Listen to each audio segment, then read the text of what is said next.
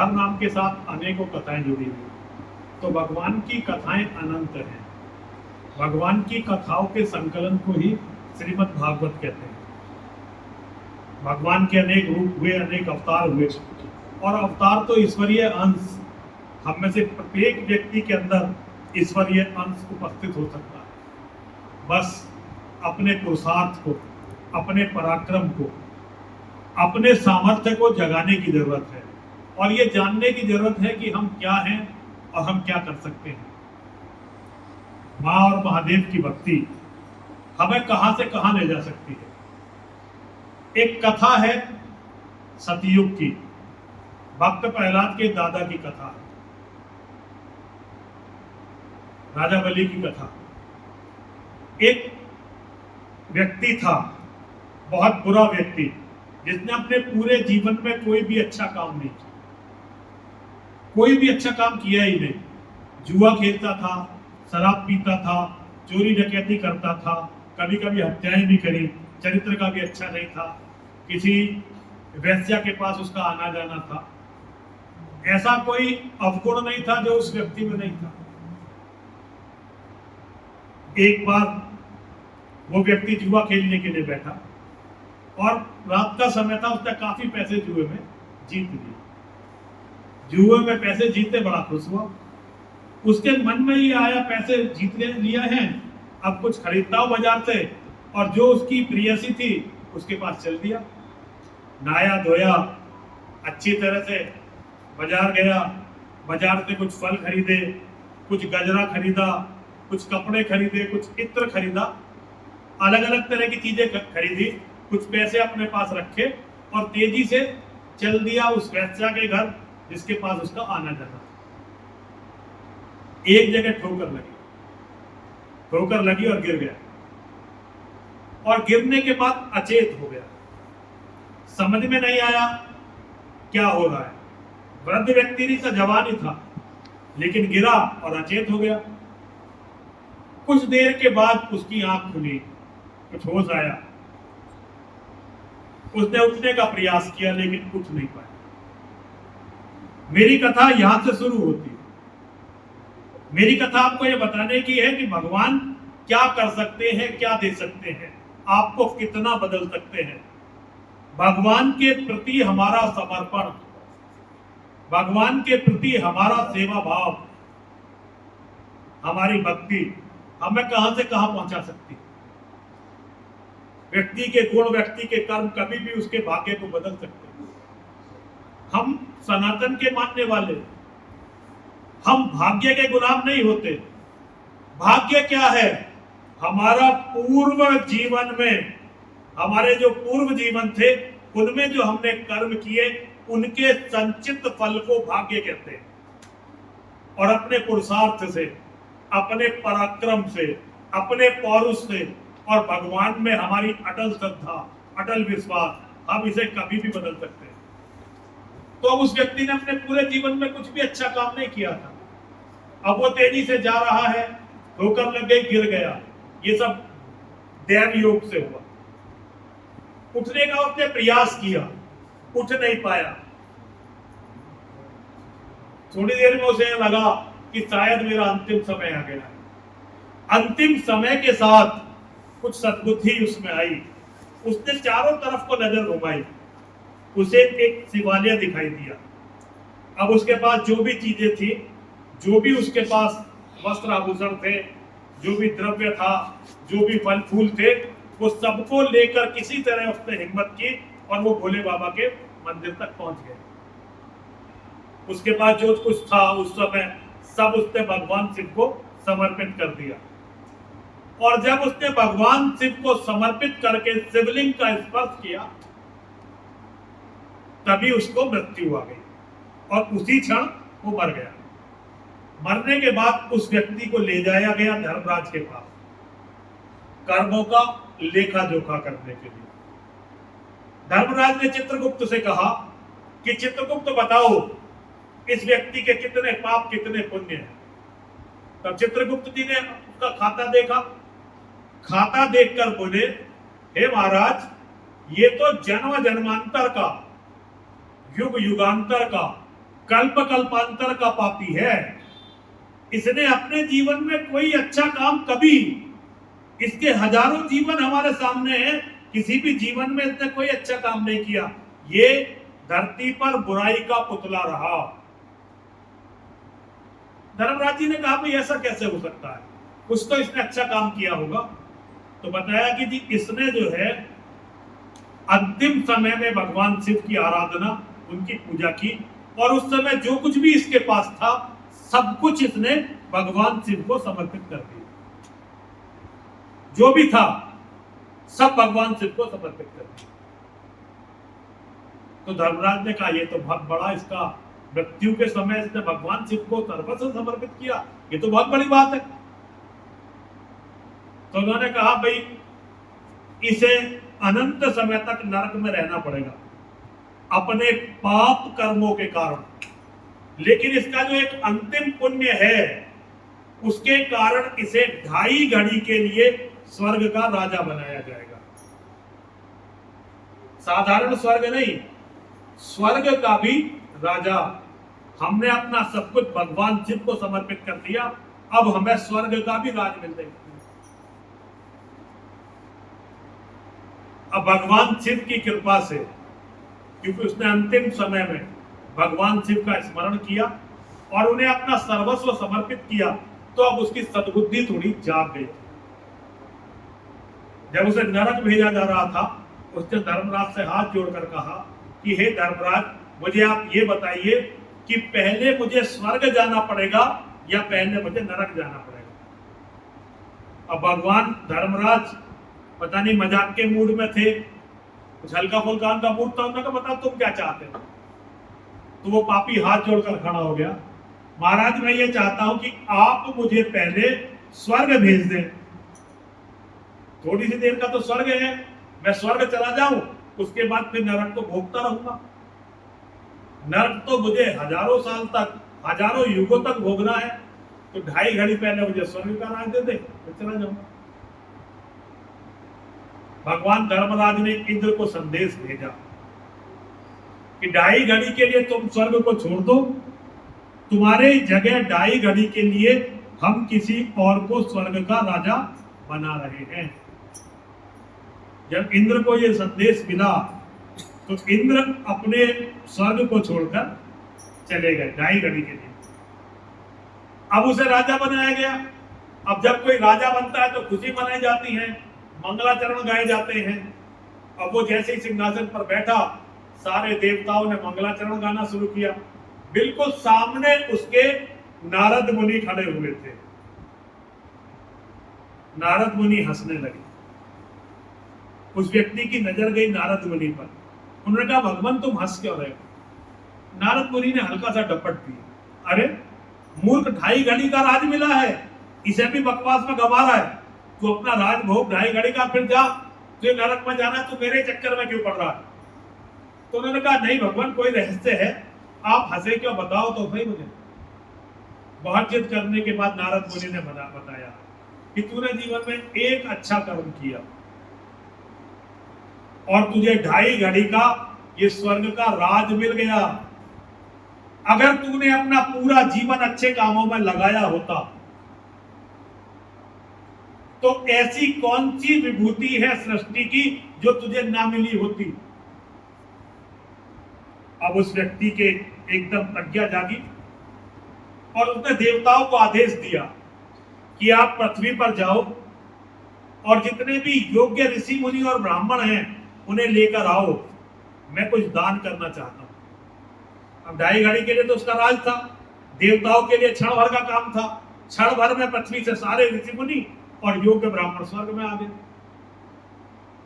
अब स्वर्ग में जितनी भी चीजें थी, नंदन वन था, कामधेनु गाय थी, ऐरावत हाथी था, तरह तरह के खजाने थे, सब कुछ उसने, पारस मणि थी, सब कुछ संकल्प पढ़ के उसने ब्राह्मणों को और ऋषि मुनियों को दान कर दिया। यहां तक कि इंद्र का जो अपना सिंहासन था वो भी उसने दान कर दिया। 2.5 घड़ी खत्म हो गई। अब इंद्र वापस आए तो उन्होंने देखा सब देवता खड़े हैं। भाई तुम क्यों खड़े हो? क्योंकि जी हमारा राजा खड़ा है और भाई राजा क्यों खड़ा? क्योंकि सिंहासन है ही नहीं। उन्होंने कहा सिंहासन कहाँ गया? यदि सिंहासन तो इसने दान कर दिया। अब इंद्र ने एक एक चीज के बारे में पूछा, पता चला इसने तो पूरा स्वर्ग ही दान कर दिया।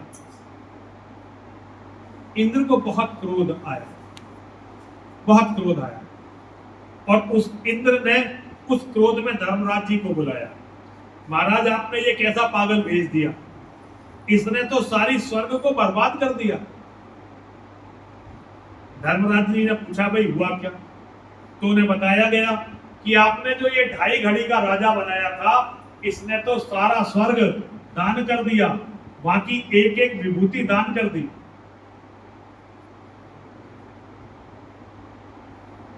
और इस बात पर इंद्र को बड़ा क्रोध। धर्मराज जी बोले इंद्र क्या बात हुई? इंद्र बोले भाई इस आदमी को हम यहाँ नहीं रख सकते, ये बहुत खराब आदमी है, आप इसे यहाँ कहीं भेजो। धर्मराज हंसने लगे। इंद्र युगों युगों से तुम इस सिंहासन का, इस स्वर्ग का भोग कर रहे हो, लेकिन तुम्हारी आसक्ति नहीं गई, और ये आदमी केवल 2.5 घड़ी का राजा बना और ये धन और पद के लोभ से निकल गया और इसने सब कुछ दान कर दिया। इंद्र तुम समझ लो, ये जो व्यक्ति है, ये जो मानव है, ये मन से तुमसे बहुत बड़ा है। और देखिए इसीलिए मानव का जीवन कर्म योनि होता है। हमारे कर्म होते हैं जब हम भगवान से भी बड़े हो सकते। एक दिन देवराज इंद्र आए थे महादानी महारथी कर्ण के सामने, और एक तरह से उन्होंने कर्ण से उसका जीवन मांगा था। आप सभी ने महाभारत पढ़ा होगा, टीवी पे भी देखा होगा। कर्ण से आकर कवच कुंडल मांगे थे, और कर्ण ने ये जानते हुए भी कि ये इंद्र हैं, अपने कवच कुंडल दान कर दिए थे। उस दिन इंद्र ने कहा था कि आज तराजू के पलड़े पर स्वर्ग बहुत ऊपर रह गया है और धरती बहुत नीचे आ गई। आज धरती भारी है और स्वर्ग बहुत हल्का हो गया है। आज कर्ण के पुण्य सारे देवताओं के साम्राज्य से बड़े हो। ये मानव के पुण्य होते हैं कि उसे भगवान के बराबर होने का अवसर मिलता है। जो अपने धर्म के लिए, अपने देश के लिए, अपने परिवार के लिए, अपनी आन बान शान के लिए सर्वस्व बलिदान करते हैं, देवता भी उन्हें नमन करते हैं। मेघनाथ जैसा महारथी रावण के साथ लड़ रहा है, अपने पिता के साथ, और पिता को पाप का प्रतीक माना जाता है। और मेघनाथ लड़ किससे रहा है? मेघनाथ साक्षात भगवान से लड़ रहा है, भगवान राम से लड़ रहा है, और भगवान राम देवताओं की लड़ाई लड़ रहे हैं। लेकिन जब मेघनाथ की मृत्यु होती है, देवता भी उसकी पितृ भक्ति को और उसकी वीरता को प्रणाम करते हैं। तो केवल ये मनुष्य को सौभाग्य मिला है कि मनुष्य अपने कर्मों से परमात्मा के पास तक पहुंच सकता। परमात्मा बन नहीं सकता, लेकिन वो परमात्मा के पास तक पहुंच सकता। आज धर्मराज कहते हैं इंद्र देवता हो तुम, लेकिन आज ये मानव तुमसे बहुत बड़ा हो गया, और तुम कहते हो हम इसे नरक में भेज दें। इसने केवल 2.5 घड़ी में इतना पुण्य अर्जित कर लिया है कि अब ये किसी भी जन्म में, केवल इस जन्म में नहीं, एक तरफ तो वो युग युगांतर का, जन्म जन्मांतर का, कल्प कल्पांतर का पापी था। उसे केवल 2.5 घड़ी मिली जब उसकी बुद्धि ठीक थी।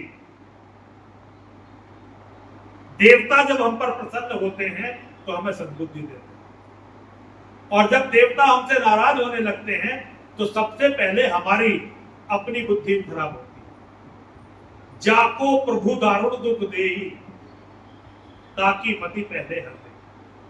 तो पूरे जीवन उसको सद्बुद्धि नहीं थी, उसकी बुद्धि भ्रष्ट थी। केवल 2.5 घड़ी के लिए उसे सद्बुद्धि मिली, और उस 2.5 घड़ी में उसने इतना पुण्य अर्जित किया कि आज धर्मराज ये कह रहे हैं कि इंद्र इस जन्म को तो छोड़ दो, अब किसी भी जन्म में इस व्यक्ति को नरक में नहीं भेजा जा सकेगा। अब तो ये जब भी जाएगा या तो स्वर्ग में जाएगा या ये मानव बनकर धरती पर रहेगा। नरक में भेज नहीं सकते, स्वर्ग में इंद्र रहने नहीं देंगे क्योंकि वेद को बहुत चिढ़ गए। तो अब क्या किया जाए? अब किया ये गया कि उन्हें राक्षस कुल में जन्म दिया गया, राजा बलि के भक्त प्रहलाद के पोते के रूप में। प्रहलाद के बेटे का नाम विरोचन और विरोचन के बेटे का नाम बलि। भक्तराज बलि के रूप में उन्हें मानव का जन्म दिया गया। मानव के जन्म के रूप में वो जब उन्होंने मानव के रूप में जन्म लिया और उन्हें अपने पूर्व जन्म की हर बात याद थी। इतना पुण्यवान हो गए थे वो केवल 2.5 घड़े में कि अब उन्हें अपने पूर्व जन्म की सारी बातें जू तू की त्यों याद थी और उन्हें यह पता था क्यों उन्हें नरक में भेजा जा रहा था और नरक से छुड़वाकर क्यों उन्हें स्वर्ग का राजा बनाया गया और कैसे उन्हें धरती पर भेजा गया। ये सारी बातें उन्हें याद थी। तो राजा बलि ने अपना पूरा जीवन बहुत ही दान के साथ और बहुत ही वीरता के साथ अपना जीवन उन्होंने व्यतीत किया।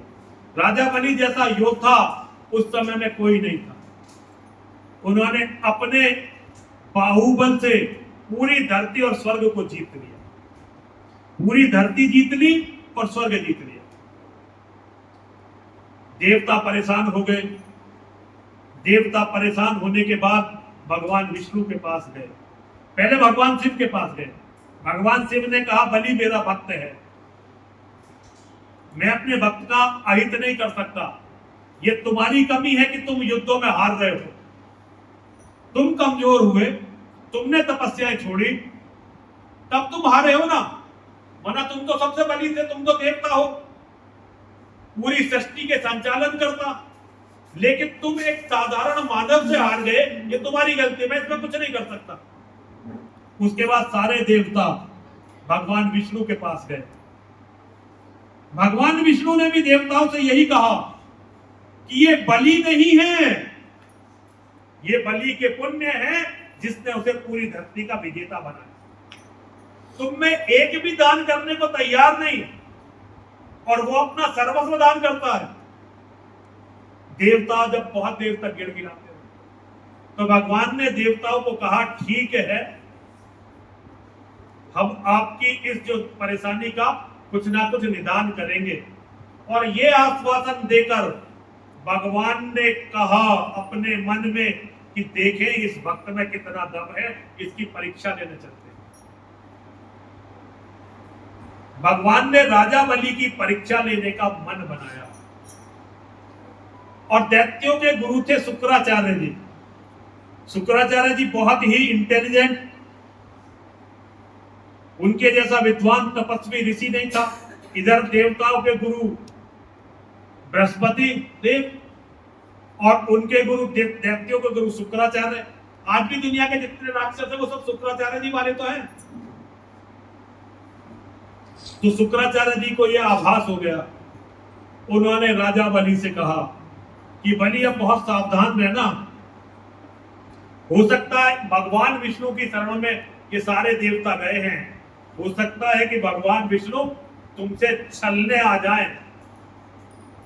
राजा बलि ने कहा कि अगर भगवान विष्णु मुझे दर्शन देने भी आ जाएंगे तो इससे बड़ा मेरा सौभाग्य नहीं होता, इससे बड़ा मेरा सौभाग्य हो ही नहीं सकता। और अपने गुरु से कहा कि अगर भगवान आकर मुझे कोई आदेश देंगे तो कभी भी भगवान के आदेश को टालू न करें। तो राजा बलि ने एक बहुत बड़ा यज्ञ रचाया, बहुत बड़ा यज्ञ बताया, पूरी दुनिया से विद्वानों को, ऋषि मुनियों को बुलाया और उन्हें दान दिया। जब राजा बलि सबको दान दे रहे थे तो एक छोटा सा ब्राह्मण, बौना ब्राह्मण उनके सामने आया। 52 से बौना, बहुत छोटा सा, मतलब 2.5-3 फुट का बौना, लेकिन तेजस्वी ब्राह्मण। राजा बलि से बोला, दान की कामना से आपके पास आया। राजा बलि ने बोला कि भाई ब्राह्मण देव जो चाहते हो बताओ। उन्होंने कहा बताऊंगा जब पहले तुम दान देने का संकल्प लोगे। राजा बलि ने सोचा ये ऐसा क्या दान मांग रहा है जो मुझसे संकल्प करवा रहा है। लेकिन राजा बलि ने कहा चलो मैं संकल्प लेता हूं। शुक्राचार्य जी ने तब भी टोका, गुरुदेव ने तब भी टोका कि बलि इसमें मुझे कुछ षड्यंत्र दिखाई देता है। राजा बलि ने कहा गुरुदेव कैसी बात कर रहे हैं आप? अगर एक ब्राह्मण आके मुझसे कुछ मांग रहा है तो मैं मना कैसे कर सकता हूं? मैं यज्ञ के उपरांत दक्षिणा देने के लिए खड़ा हूं। एक ब्राह्मण आके मुझसे दान मांग रहा है, मैं से मना कैसे कर सकता हूं? राजा बलि ने कहा ब्राह्मण दान मांगो। तो उसने कहा चलो तुम पहले संकल्प लो। राजा बलि ने संकल्प लिया। तो ब्राह्मण ने कहा हे राजा, तुम मुझे मेरे 3 पग के बराबर धरती दे दो। राजा बलि को बड़ा ताज्जुब हुआ। अरे आप 1 गांव मांगो, 2 गांव मांगो, 4 गांव मांगो, 100 गांव मांगो, सोना मांगो, चांदी मांगो, धन मांगो, गाय मांगो, ये 3 पग धरती का क्या करोगे? तुम तो बहुत छोटे हो। तो ब्राह्मण ने कहा मुझे ज्यादा की लालसा नहीं है, मैं गरीब ब्राह्मण हूं और मुझे ज्यादा लालसा नहीं है। मैं तो तुम्हारी छोटी सी दक्षिणा में खुश हो जाऊंगा, बस 3 पग धरती मुझे दे दो। राजा बलि ने कहा बताओ तो कहां की 3 पग धरती बोल लोगे? तो ब्राह्मण बोला यहीं से 3 पग धरती दे दो मुझे, जहां खड़े हैं यहीं से 3 पग दे दो मुझे धरती के। राजा बलि ने कहा अच्छा चलो तो भैया 3 पग आप नाप लो। उस ब्राह्मण ने 3 पग नापे, लेकिन नापने से पहले अपने शरीर को पर्वताकार इतना बड़ा कर दिया कि लोगों को दिखाई देना बंद हो गया। और बलि राजा भी भयभीत हो गए, हाथ जोड़कर खड़े हो गए। एक पग में सारी धरती नापी, दूसरे पग में सारा आकाश, सारा स्वर्ग नाप दिया। और बलि से बोले बलि तेरी जितनी संपत्ति थी मैंने 2 पगों में ये मेरे 2 पग के बराबर हुई। अब ये बता तीसरा पग मैं कहां रखूं? अगर तूने अपना वचन पूरा नहीं किया और मुझे 3 पग धरती नहीं दी तो फिर तुझे कभी भी यश नहीं मिलेगा और मैं तुझे फिर अभिशाप देकर भस्म कर दूंगा। अभी अगर मेरे अभिशाप से बचना चाहता है तो मेरा तीसरा पग बता मैं कहां रखूं? जो दान तेने संकल्प करके मुझे दिया है उस दान को पूरा कर। राजा बलि के मन में एक क्षण के लिए भी संकोच नहीं आया। एक क्षण के लिए भी राजा बलि दान की बात से घबराए नहीं। उन्होंने कहा हे देव मैं समझ गया हूं, आप ब्राह्मण नहीं हैं, आप साक्षात भगवान विष्णु। और ये मेरा बहुत बड़ा कोई पुण्य उदय हुआ है कि आप यहां मुझसे दान मांगने आए।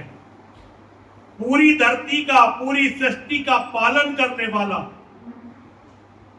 अगर किसी व्यक्ति के सामने अपने हाथ पसार दे तो उससे बड़ा सौभाग्य हो क्या सकता है किसी भी मानव का। महाराज आज आपने यहां मुझे दर्शन देकर धन्य कर दिया है। मेरे लिए इससे बड़ा सौभाग्य कुछ भी नहीं हो सकता कि आप मुझसे दान मांगने आए। बस मेरा एक छोटा सा प्रश्न है, आप इसका उत्तर दे दीजिए। भगवान ने कहा पूछो। राजा बलि ने कहा भगवान ये बताइए संपत्ति बड़ी होती है कि संपत्तिवान बड़ा होता है? विपुल भाई ये मकान, ये व्यापार, फैक्ट्री, दुकान ये बड़ी है कि आप बड़े हो? नहीं नहीं, एक संपत्ति और भगवान तो सबसे बड़े हैं, भगवान की तो कोई बात नहीं। लेकिन एक संपत्ति और एक संपत्तिवान में कौन बड़ा होता है? संपत्तिवान। भगवान ने यही कहा। जब बलि ने यह कहा कि भगवान पर इतना बता दो कि संपत्ति बड़ी होती है कि संपत्तिवान बड़ा होता है, तो भगवान ने कहा राजा बलि संपत्ति बड़ी नहीं होती। संपत्ति को अर्जित करने वाला जो व्यक्ति अपने पौरुष से, अपने पुरुषार्थ से या अपने भाग्य से संपत्ति को अर्जित करता है, वो व्यक्ति बड़ा होता है, संपत्ति बड़ी नहीं होती। संपत्तिवान बड़ा होता है। तो राजा बलि ने कहा, आपके 2 पग मेरी सारी संपत्ति के बराबर है, तो तीसरा पग आप यहां रखो मेरे सिर पर। मैं संपत्तिवान, इस संपत्ति से बड़ा हूं, आपके 2 पगों से भी बड़ा हूं, इसलिए तीसरा पग मेरे सिर पर है। भगवान एकदम प्रसन्न हो गए, एकदम अति प्रसन्न हो गए, और भगवान अपने स्वरूप में आए, अपने आकार को छोटा किया। मानव स्वरूप में भगवान ने बलि से कहा, बलि तुम नरश्रेष्ठ हो, तुम्हारे जैसे लोग युगों युगों में कभी कभी पैदा होते हैं, तुम ये बताओ मैं तुम्हारे लिए क्या करूं। बलि हंसने लगा। राजा बलि ने कहा, अरे महाराज आप मुझसे मांगने आए थे, अब मुझसे कह रहे हो मेरे लिए आप क्या कर सकते हैं? मेरे लिए कुछ करने की जरूरत नहीं, मैं तो अपना सब कुछ अब दान कर चुका हूं, मैं तो अपने आप को भी आपको दान कर चुका हूं, अब मेरा तो कुछ बचा ही नहीं, अब मुझे करना क्या है? कुछ नहीं करना। अब धरती पर ऐसा कोई कार्य शेष नहीं रहा जो मुझे करना हो। लेकिन भगवान जब भी ऐसे किसी गुणी व्यक्ति को देखते, एक तो भगवान की आप बात ये समझ लो, आप भगवान के जितने बड़े भक्त हो, भगवान आपकी उतनी परीक्षा लेंगे, लेकिन आपकी परीक्षा आपकी कई पीढ़ियों तक को फलित होगी। भगवान कभी दुष्टों की परीक्षा नहीं लेते, राक्षसों की परीक्षा। आपने देखा होगा, बहुत सारे लोग कहते हैं कि वो इतना दुष्ट है लेकिन वो तो फल फूल रहा है, और हम इतने धार्मिक हैं, इतना धर्म कर्म करते हैं, लेकिन हम तो परेशान रहते हैं। हमेशा याद रखना, भगवान सबसे ज्यादा कष्ट अपने सबसे बड़े भक्तों को देते हैं। भगवान का जो जितना बड़ा भक्त होगा उसे उतने ही कष्ट मिलेंगे, लेकिन भगवान अपने भक्तों को अमरता देते हैं।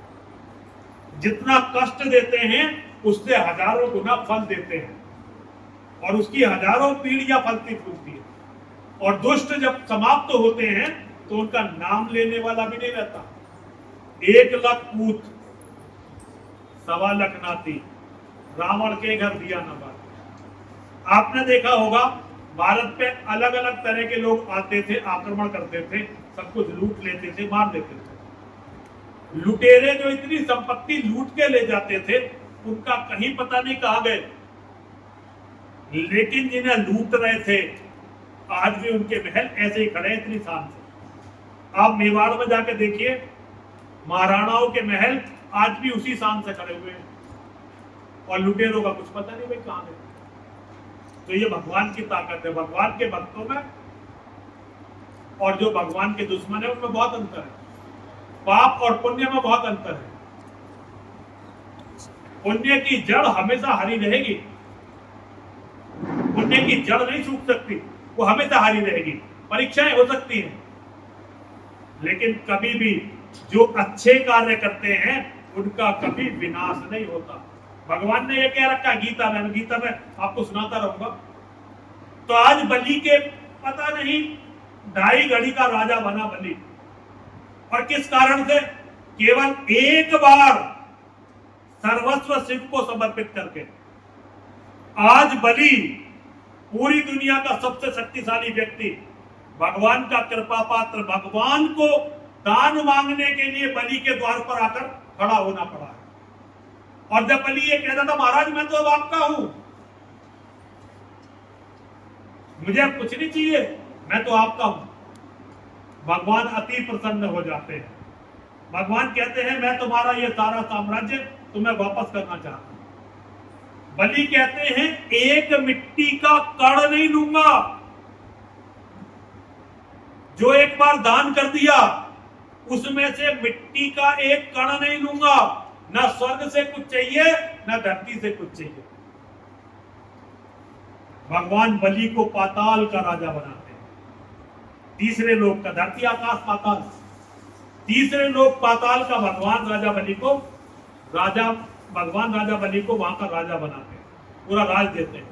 और एक 52 दरवाजों का महल। राजा बलि हाथ जोड़ के खड़े हो जाते हैं, महाराज मैं तो आपका हूं और मेरी ये इच्छा है कि जब भी मैं अपनी आंखें खोलूं मुझे हमेशा आपके ही दर्शन हो। अब इतने बड़े महल में ये तो बड़ी बात हो गई।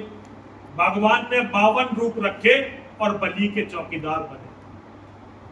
बलि कहां सोएंगे, कहां उठेंगे, कहां जागेंगे। 52 रूप धरकर बलि के भगवान चौकीदार बने। कहते हैं ना कि भगवान हमेशा भक्तों के बस में। आप भगवान के प्रति बढ़कर देखो, आप भगवान की तरफ चलकर देखो, आप भगवान का नाम अपने हृदय में धारण करके देखो। आप भगवान के नाम पर एक बार मिटने का साहस करो राजा बलि की तरह, फिर आप देखो कि भगवान क्या देते हैं। हम हिंदुओं की सबसे बड़ी समस्या अपना अहंकार है। हम एक घर बनाएंगे, हमसे कोई पूछेगा भाई घर के, अरे बड़ी मुश्किल से घर बनाया, ऐसे करा वैसे करा वैसे करा। यही बात आप अगर किसी मुसलमान से पूछेंगे, उनके बढ़ने और हमारे कम होने में सबसे बड़ा काम। आप किसी मुसलमान से पूछो कि भाई तेरा मकान बनाया बहुत अच्छा, कह रहा जी इंशाअल्लाह ये सब अल्लाह की देन है जी, अल्लाह ने दिया। हम कहते हैं हमने बनाया, वो कहते हैं अल्लाह ने दिया। हम भगवान को जिस दिन समर्पित हो जाएंगे और हम ये सोचेंगे कि करने वाले हम हैं ही नहीं, करने वाला कोई और है। हम तो केवल अहंकार करते हैं, करने वाला हमारे क्षण का पता नहीं, पल का पता नहीं। लेकिन अहंकार इतना बढ़ा हुआ है कि ये मानते हैं कि दुनिया को हम ही चला रहे हैं, दुनिया को कोई चलाने वाला नहीं। ये सत्य नहीं है। राजा बलि ने इसी सत्य को समझ लिया था। बस 2.5 घड़ी का राज और भगवान शिव का एक अभिषेक। राजा बलि को केवल एक बात समझ में आई कि करने वाला तू नहीं है, करने वाला कोई और है। हम तो केवल अच्छाई और बुराई लेने के लिए आते हैं, कल चले जाते हैं। बहुत सारे लोग कहते हैं बड़ा अच्छा आदमी था, बहुत सारे लोग कहते हैं अच्छा धरती का बोल करता, और कुछ लोगों को कोई जानता ही नहीं। ये जीवन का सबसे बड़ा दुरुपयोग है। जीवन का सबसे बड़ा सदुपयोग भगवान की शरण में जाने में। आप जितने ईश्वर पे विश्वासी बनेंगे उतना ही आपका जीवन सरल होगा और आत्मिक उन्नति के साथ हर तरह की उन्नति के मार्ग खुलेंगे।